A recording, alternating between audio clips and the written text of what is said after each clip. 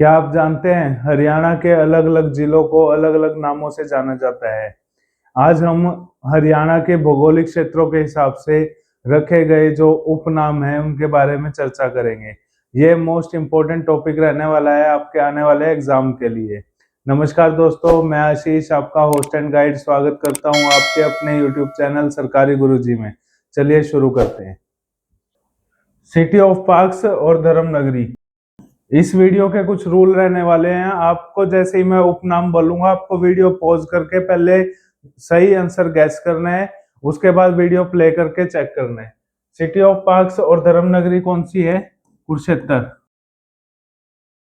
ठीक है, इसको सिटी ऑफ पार्क्स क्यों कहते हैं? क्योंकि यहाँ पे ज्योतिसर पार्क, विज्ञान पार्क और शहीदी पार्क, ये तीन पार्क हैं जो बहुत फेमस हैं, इसीलिए इसको सिटी ऑफ पार्क्स बोला जाता है। इसके अलावा भी काफी अन्य पार्क हैं। धर्म नगरी क्यों बोलते हैं इसको? क्योंकि महाभारत काल के अंदर श्री कृष्ण ने गीता का उपदेश अर्जुन को इसी जगह पर दिया था, इसलिए इसको धर्म नगरी भी बोला जाता है। यहाँ पे ब्रह्म सरोवर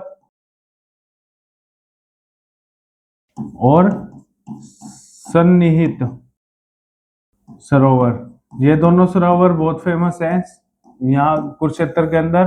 ठीक है, तो समझ आया आपको सिटी ऑफ पार्क्स और धर्म नगरी क्यों बोलते हैं कुरुक्षेत्र को? Okay, next. स्वतंत्रता संग्राम और कारगिल के युद्ध के अंदर सबसे ज्यादा जो शहीद हुए थे उनकी जनसंख्या कहां से आई थी? रेवाड़ी से। रेवाड़ी के जो जनता थी वो सबसे ज्यादा शहीद हुई थी स्वतंत्रता संग्राम और अपने कारगिल के युद्ध के अंदर, इसलिए इसको वीर भूमि भी बोला जाता है। किसको? रेवाड़ी को। ठीक है, और ब्रॉन्ज सिटी इसको क्यों बोलते हैं? यहाँ पे कांसा या तांबा बोल लो। ठीक है, कांसा या तांबा इनकी इंडस्ट्री है यहाँ पे। ठीक है, सबसे बड़ी जो इंडस्ट्री है तांबे की वो रेवाड़ी के अंदर है, इसलिए इसको ब्रॉन्ज सिटी भी बोलते हैं। किसको? रेवाड़ी को। Okay, next. हरियाणा राज्य के मध्य में स्थित ये जिला है, इसको बोलते हैं जींद।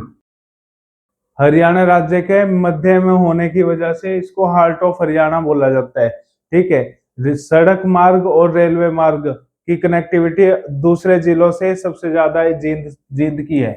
ठीक है, जींद से सड़क मार्ग और रेलवे मार्ग दूसरे जिलों तक सबसे ज्यादा जा रहे हैं। महाभारत काल में पांडवों ने माता जयंती देवी की का जो यज्ञ किया था वो यहीं पे किया था, इसलिए इस जगह का नाम जींद पड़ा है। तालाबों एवं बावड़ियों का शहर। बावड़ी क्या होते हैं? बावड़ी होते हैं कुएं होते हैं, लेकिन कुओं के अंदर सीढ़ियां लगा रखी है, जिसकी वजह से जो आदमी है वो नीचे तक जाकर जल स्तर के हिसाब से सीढ़ियां उतरकर जल भर सकते थे। ठीक है, तो बावड़ियों का शहर इसलिए बोलते हैं। सबसे ज्यादा जो बावड़ी है वो कहाँ पर है? नारनौल के अंदर। तो नारनौल को क्या बोलते हैं? बावड़ियों का शहर या फिर तालाबों का शहर। चोर गुम्बद और शेख कुली खां, इनकी बावड़ी सबसे ज्यादा फेमस है नारनौल के अंदर। चोर गुम्बद क्या था? चोर गुम्बद एक स्मारक है जहां पर जो चोर है चोरी करके आके छुपते थे, चोर गुम्बद। अब ये एक पर्यटक स्थल हो चुका है। हरियाणा का पेरिस किसे कहा जाता है? हरियाणा का पेरिस कहा जाता है करनाल को। करनाल को क्या बोला जाता है? हरियाणा का पेरिस। इसकी जो संरचना है वो इसी हिसाब से बनी हुई है, इसलिए इसको हरियाणा का पेरिस बोला जाता है। हरियाली है यहाँ पे, पार्क है ज्यादा। ठीक है, साफ सुथरा शहर है, इसलिए इसको हरियाणा का पेरिस बोला जाता है करनाल को। साइबर सिटी और मनोरंजन सिटी कौन सी है? सबसे ज्यादा आईटी इंडस्ट्री हरियाणा के अंदर और एमएनसी कंपनी। सबसे ज्यादा थिएटर, मूवी सिनेमाज, ठीक है, और शॉपिंग मॉल्स, ये सब कहां पर है? गुरुग्राम में। इन दोनों चीजों की वजह से इसको साइबर सिटी और मनोरंजन सिटी कहा जाता है। ठीक है, किसको? गुरुग्राम को। पेपर सिटी किसको कहा जाता है? पेपर सिटी बोला जाता है यमुनानगर को। यमुनानगर को। सबसे बड़ी जो पेपर मिल है जैसे जेके पेपर मिल्स, ये कहां पर है? ये यमुनानगर में है। तो यमुनानगर को क्या बोला जाता है? इसलिए पेपर सिटी। यमुनानगर की जो अर्थव्यवस्था है वो इसी की वजह से, पेपर मिल वहां पर ज्यादा होने की वजह से अच्छी चल रही है यमुनानगर की।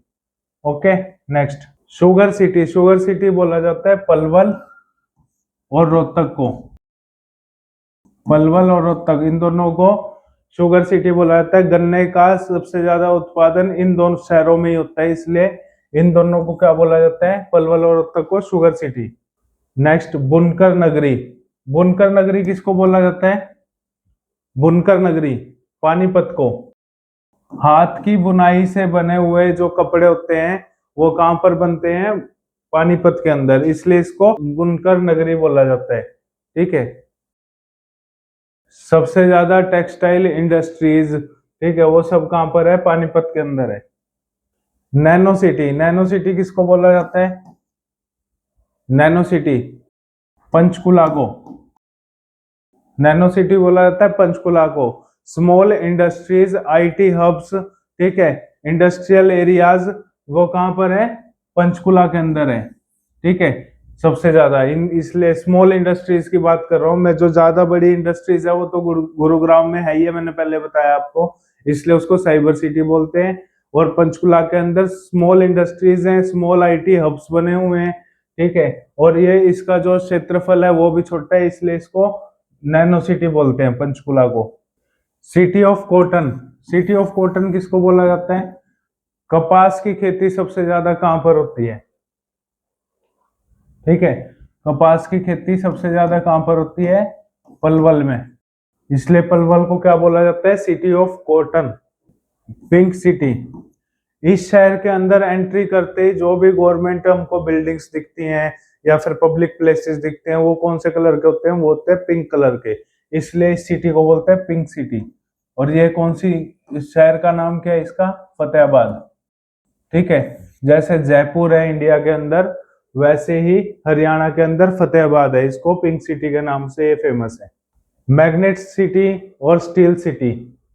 स्टील सिटी इस शहर को इसलिए बोलते हैं, 1907 के अंदर टाटा स्टील इसी जगह पर बनाई गई थी। ठीक है, तो सबसे बड़ा स्टील उत्पादक जो सी फैक्ट्री है वो इस शहर में बनाई हुई है। तो इस शहर का नाम क्या है? इस शहर का नाम है हिसार। ठीक है, इसको मैग्नेट सिटी क्यों बोलते हैं?